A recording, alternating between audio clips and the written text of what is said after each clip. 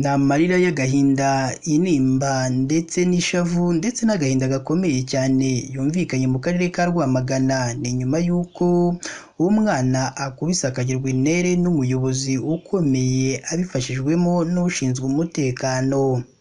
Uyu mwana akaza gukuramo ubumuga bukomeye, ngo gusa ubuyobozi bwaje kubyirengagiza. Mbese uyu mwana baba bamuhoye iki cyatumye akubitwa n'uyu muyobozi abifashijwemo n'umutekano? Ese byaba byabereye mu kahe gace? Ese abaturage basabye iki ubuyobozi nyuma yo kubona umwe mu bayobozi akubise uyu mwana akamugira intere? Ese ubuyobozi bwo bwaba bwatangaje iki nyuma yo kubona umwe mu bayobozi akubise uyu mwana akamukomeretsa bikomeye? Iyi ni KN Radio, gumana natwe uyu munsi ubundi usobanukirwe byinshi kuri aya makuru tugiye kubagezaho uyu munsi.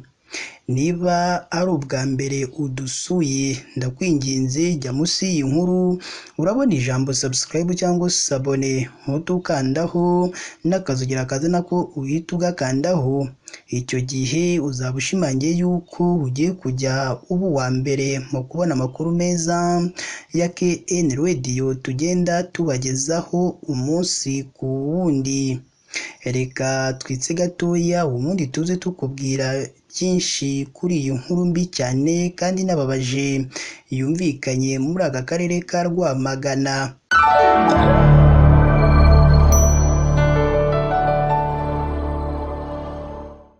Reka nongere mbahe ikaze bakunzi ba KN Radio, aho tubagezaho amakuru aba arimo aragenda avugirwa mu gihugu cy'u Rwanda ndetse no hanze y'u Rwanda. Ni mu karere ka Rwamagana, aho umuturage arimo gutabariza umwana we wakubiswe n'umuyobozi w'umudugudu abifashijwemo n'umutekano, ku buryo bamukomerekeje ku rwego rwo hejuru. Uyu mubyeyi utabariza umwana we yitwa Nyirabahire Claudine w'imyaka 45 y'amavuko, utuye mu mudugudu wa Cyarutabana, akagari ka Nyamirama, mu murenge wa Fumbwe wo mu karere ka Rwamagana. Uyu mubyeyi aratabariza umwana we bivugwa ko yakubiswe n'abayobozi bo mu nzego z'ibanze harimo umudugudu ndetse n'umutekano. Uyu mubyeyi Nyirabahire ubwo yaganiraga n'itangazamakuru yavuze ko ku wa kane tariki ya 24 Kanama 2024 aribwo uwo mwana w'umuhungu yakubiswe na Gitaka Joseph, umuyobozi w'umudugudu wa Kibaza mu kagari ka Nyakagunga, wari uri kumwe n'ushinzwe umutekano mu mudugudu witwa Juvenal, biturutse ku makara yatwikiwe mu ishyamba. Uyu mubyeyi ashimangira ko umwana we yabereye abandi bana igitambo, ngo kuko icyo gihe bijya kuba hari abana bari bari kwarura amakara mu ishyamba hafi yaho umwana yari yoherejwe na nyina Nyirabahire kuhakura imyumbati yo guteka.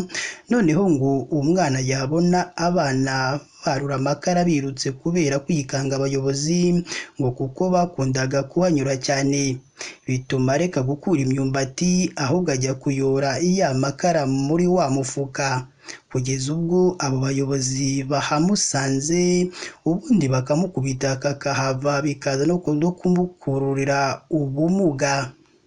Uyu mubyeyi ubwo yari arimo araganira n'itangazamakuru mu magambo ye y'agahinda yagize ati: umwana nari namwohereje gukura imyumbati yo guteka, noneho ahageze abona abandi bana birutse bari bari kuyorera mu mifuka amakara yari yaratwitse kubera kwikanga abayobozi. Ubwo mudugudu Joseph na mutekano bari bahageze aba ari we bafata kuko abandi bari bamaze gukizwa n'amaguru. Joseph yahise amukurubana hasi amukubita inkoni nyinshi kugeza ubwo amuvunnye akaboko ndetse n'ahandi hose aramukomeretsa. Uyu mubyeyi ubwo yari arimo araganira n'itangazamakuru yavuze ko abaturage bo muri ako gace bahise batabaza babajije umwana ababwira ko ari mudugudu ndetse na mutekano bamukubise kugeza bamuvunnye akaboko. Uyu mubyeyi kandi yakomeje abwira itangazamakuru ko nyuma y'uko umwana we akubiswe yahise amujyana kuri RIB sitasiyo ikorera i Nyagasambu. Umukozi wa RIB yari ahasanze amusaba kubanza kujyana kumuvuza, nawe ahita ajya kumuvuriza ku bitaro bya Rwamagana bitewe n'uko umwana we yari yakubiswe cyane ndetse ngo yanavunitse ahantu henshi hagiye hatandukanye, harimo cyane cyane ukuboko uyu mudugudu yari yamuvunnye. Icyifuzo cy'uyu muturage ngo ni uko uwahohoteye umwana we w'umuhungu uri mu kigero cy'imyaka 15 yakurikiranwa ndetse akanishyura amafaranga yose yatakaje ubwo yabaga amujyanye kwa muganga.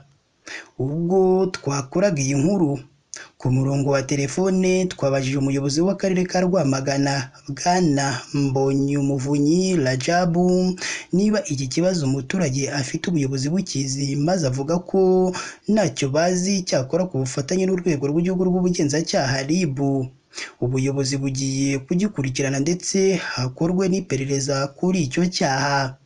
Uyu muyobozi ubwo yasubizaga umunyamakuru ku murongo wa telefone yamusubije mu magambo yiwe agira ati icyo kibazo ntacyo twari tuzi, ariko ku bufatanye na RIB mu karere ka Rwamagana tugiye kugikurikirana binyuze mu iperereza. Andi makuru mashya twazamenya kuri iki kibazo cyangwa nihagira icyo gikorwaho tuzabigarukaho mu nkuru zacu ziri imbere tugenda tubabwira hano kuri KN Radio. Nubwo ubuyobozi bw'akarere buvuga ko butazi icyo kibazo, gusa abaturage bahamya ko bubizi ngo kuko uyu muturage yaje kujya mu nzego zibireba ariko akaba atarahabwa ubutabera, bakaba basabira umwana we ubutabera ndetse bagasaba ko yarenganurwa ngo kuko yakubiswe n'umukuru w'umudugudu abifashijwemo na mutekano, ndetse n'ubuyobozi bukaba bukomeje kumutera utwatsi ngo ni mu gihe kuri ubu umwana we akomeje kubabara cyane ngo kuko nta bushobozi afite bwo kujya kumuvuza ahagiye hatandukanye. Ni naha natwe dusoreje amakuru yacu y'uyu munsi.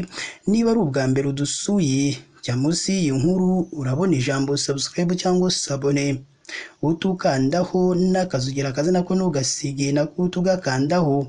Icyo gihe uzaba ushimangiye yuko ugiye kujya uba uwa mbere mu kubona amakuru meza ya KN Radio tugenda tubagezaho umunsi ku wundi.